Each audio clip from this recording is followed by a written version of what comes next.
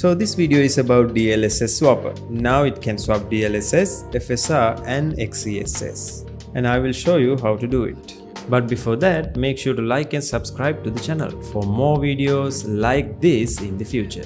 Thank you. I will put this file link in the video description. Open the link. Go to Releases and scroll down. You can download the installer or this portable version, whichever you like. I'm going to download the installer version. After downloading it, run it and install it. It's pretty simple. After installing it, you can search for it using the taskbar search. The most important thing is this.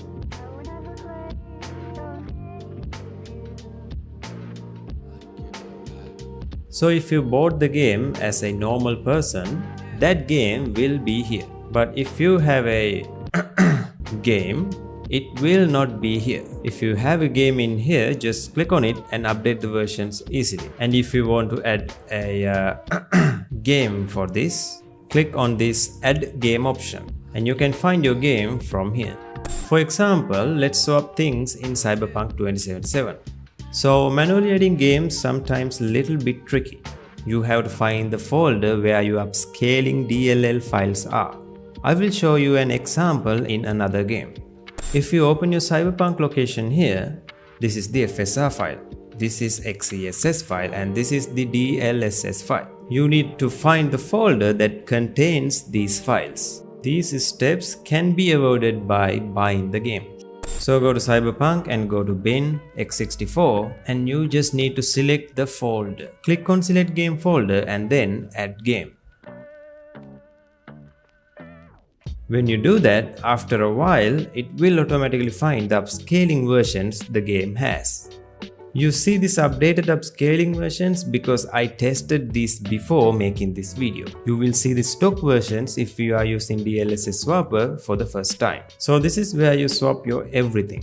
You can swap DLSS, but for RTX users, I highly recommend the NVIDIA app to do this. For others, you can use this. So you don't need any software other than this to update or revert to an older version of the upscaler.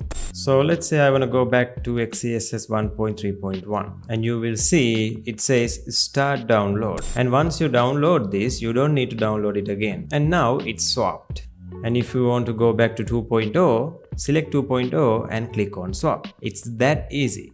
So let's see another game. In Kingdom Come Deliverance 2, the process is kinda different. My exe file is in the Win64 Master Steam PGO folder.